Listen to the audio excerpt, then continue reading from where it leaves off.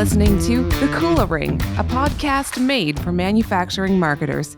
Here are Carmen Perry and Jeff White. Welcome to The Cooler Ring, a podcast for manufacturing marketers brought to you by Cooler Partners. My name is Jeff White, and joining me today is Carmen Perry. Carmen, how are you doing, sir? I'm doing well. Looking forward to today's conversation. Me as well. We had one of those instances of audio just being a bit of a bear early on, but hopefully we haven't completely annoyed our guest. And she'll still. I'm good.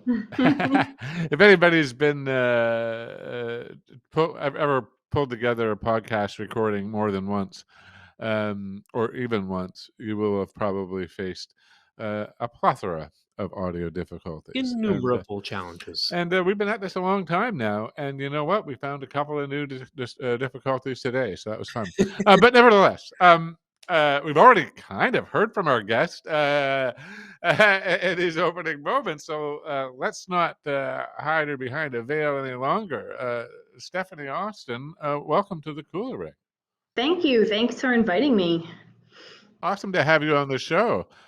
Yeah, I thought I was the only one who was listening to my ideas, but I'm glad you guys saw my ideas and thought they were worth telling everybody about. So that's awesome.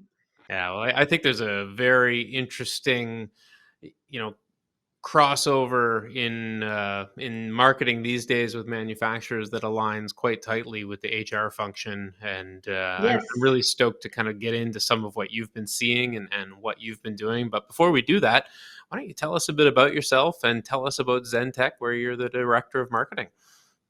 Yeah, so Zentech Manufacturing, this is our 25th year. We started out in Baltimore, Maryland. We're still here in Baltimore, Maryland, and we have added 2 sites in Dallas, Texas, and Bloomington, Illinois, which I don't recommend adding 2 sites right before a pandemic. That was interesting. That happened in the beginning of 2020, and then everything shut down. So that was interesting. But our company manufactures electronics, specifically printed circuit boards.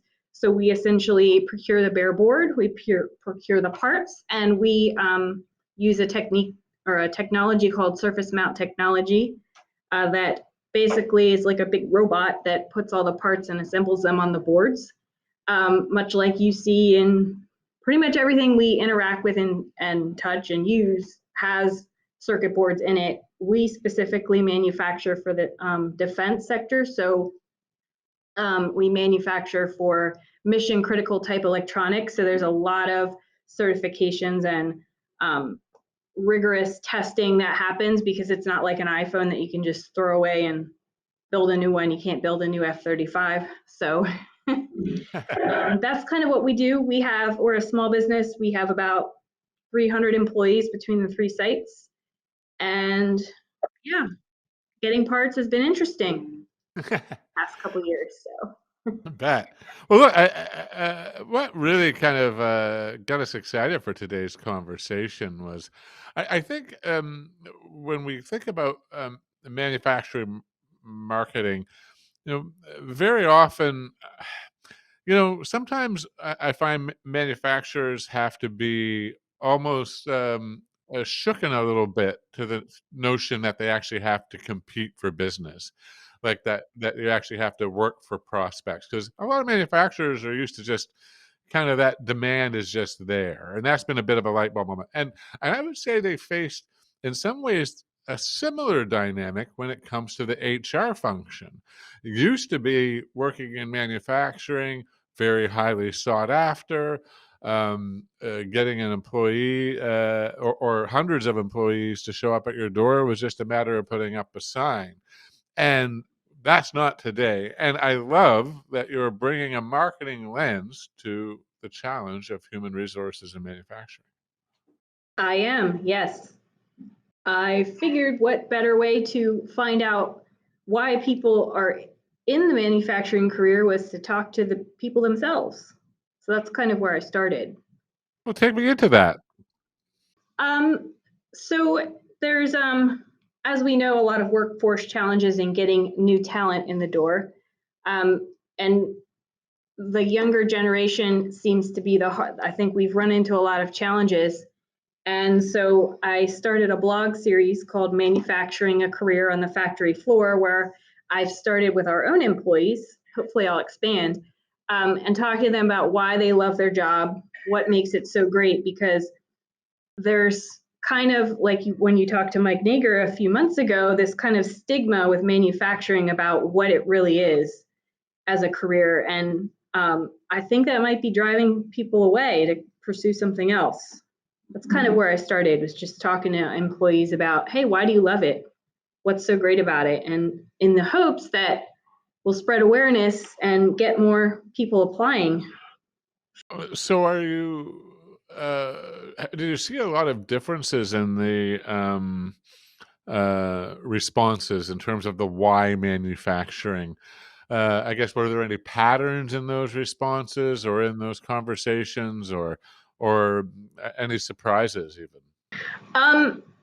There was some patterns. I noticed with the older generation, people who got into, and I'm speaking specifically for electronics in this example, but some of my older generation that's on the floor working, they got into it in the 80s when this was all new. So it kind of, it was obvious that there were electronics everywhere because it was a new thing. If you look at today's generation, and I have 5 kids of that generation, it's all there at their fingertips. It just, to them, it's on the Walmart shelf, and they may not realize where it came from, and the whole infrastructure of manufacturing that goes into all these products that they use. It's just sort of always been there. And so the older generations that work on the manufacturing floor, I think when they got into that field, they had an appreciation for it because it was so new, and now it's sort of an everyday thing, if that makes any sense. I think it does. It's just the kind of thing that, I agree with you. I don't think people understand or appreciate where things come from, and how they're made, but they also have a perception that, manufacturing is gritty and dirty and not at all technical and advanced and, robotic and all this kind of automation that's going on there too. So, how are you communicating the new reality of manufacturing to a newer generation of uh, of potential workers? Yeah, absolutely. Just in my own small world, that's a lot of the conversation in my blog post. That's what it centers around, is like, tell me what your typical day looks like and what types of equipment you're working with and things like that, because really it's skilled labor, not manual labor. And I think a lot of the younger generation may have seen their parents or grandparents coming home from these like dirty, long hour jobs, and that's what they see manufacturing as, versus what it really is, a big shiny floor of really expensive machines that requires technical talent, and it's totally teachable as well. So there's you can go to school for a lot of positions in manufacturing, but you don't necessarily have to. So as one of my production supervisors said, there's so many layers to manufacturing. So if you don't want to go to college and just want to start working right away, there's that, or there's other options. But that's what my blog posts have been centered around, is talking about what it really is and trying to spread that awareness. It's really cool. Have you, I guess, what other tactics are we bringing to bear? Kind of curious, if we're turning a bit of an inbound approach to recruitment, or what else does that play? Absolutely. Absolutely. So if you guys are familiar with HubSpot, that's our CRM that we use. And, of course, it's centered around sales and customers, but you can take the whole inbound methodology that they, have created and apply it to recruiting. So inbound methodology is essentially that you're a magnet, not a bullhorn. So you want to draw people to you based on the content you're putting out there. And the content isn't talking at them, it's providing information, helpful information. So like, for example, this blog post is telling people what manufacturing is really like. It's not talking at them. It's just, hey, this is information that is useful to you. So, and this generation too, like they have whatever information at their fingertips that they want. So the more content you put out there that's helpful to them, the more likely they are to come to you interested. So I've just kind of taken that whole HubSpot inbound methodology and I'm trying to apply it to recruiting and seeing, it's totally an experiment, but it makes sense in my head that it should apply. We're going to see how it goes. And how far along are we in this experiment? Oh, just like maybe a month. It just kind of, the catalyst was the podcast you had with Mike Nager about selling manufacturing to, like, what can our company do for you, potential employee, to kind of that whole inbound methodology. And I kind of was like, oh, they kind of go together, kind of the same idea. So I can't tell you what the results are because I'm still doing it, but it can't hurt anything to do it, that's for sure. It's probably going to be a collective effort. I'm just one person in one company. But if we all kind of look at it that way, maybe some things will start to change. I think there's power in educating about the realities of manufacturing careers, and I can imagine as this program expands, extending that kind of inbound, almost taking a bit of a lead nurturing approach, of course, to an employee nurturing. And Yes. I can't help but think that that kind of approach may help both identify and weed out good fits in advance of interview processes. I would think you could probably infuse the employee interviewing and onboarding process with a lot more kind of make it just insert a lot more value into that process by having this inbound flow kind of operating in parallel. So I'm excited to see how that plans out. Yeah, and within inbound methodology, there's also something called a buyer persona, if you've heard of it, where you're kind of like, what is my ideal customer? So you can ask the same question, what's my ideal employee? What type of person are they? What kinds of things do they like to do? So for example, a lot of what I got on the floor was, well, I've always liked doing puzzles and putting things together and figuring out how things work. And if you know that about your employee persona, you can start to target your ads that way and the way you describe the job that way. Because if you're just putting a job description out there, it's very black and white. I don't think people realize, oh, that is me. Like, I do like puzzles. I like figuring out how things work. This could be a good fit for me. If we start describing the industry or the job more like that, I think you could really draw people in. Again, it's an experiment. I'm still gathering data.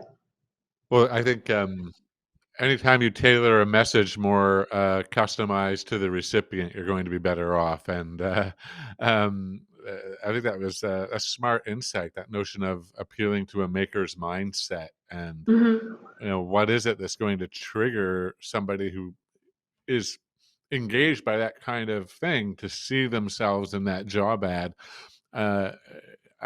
That's a layer of marketing that I'm not sure a lot of HR people maybe think about when they're thinking about putting the I ad out. agree. Not to beat up on the HR folks. But. No, there's everybody has value to the task, right? So HR people do things that I can't do or think of. And so I'm just saying, hey, this is my hat that I'm wearing in my perspective. I'm just trying to like sort of mold the way we present ourselves to people. But that was definitely when I was talking to employees, that was definitely something was like, well, I like to do this type of thing, like puzzles. So this job made sense to me. But my favorite answer, it was an older gentleman. He's a visual inspector, right? So he's looking for imperfections or oddities. And he's like, it's just like, where's Waldo? I'm looking for Waldo. And when I find him, I'm excited. I'm like, but you're excited to find a defect. So I don't know if that's exciting or not, but the more you talk to the people actually doing it, the more you understand what types of employees you want to find.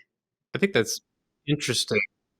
And it's a perfect segue into the question that I had, which is, do you think that you're going to need to target this differently with, older generations versus millennials and Gen Z types? I mean, Yeah, definitely. Like you have to meet people where they are and communicate in a way that resonates with them. So the way we may have said, hey, come join us in manufacturing in the 80s, it's probably not going to work now. So it's a matter of like gathering data essentially and figuring out what resonates with people and then tailoring the way you present your company in that way. So it's kind of, you got to think differently. what was the biggest challenge of beginning to work more directly with the HR team at Zentech? That's a good question.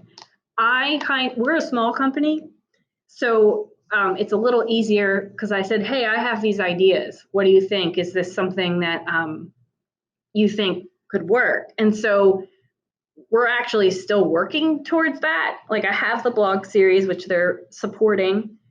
But as far as then going into like, how are our jobs descriptions written? How do we present our company? That's all new territory for us. But I would say that management here has been open because they're like, hey, I never thought of it that way. And we really need people.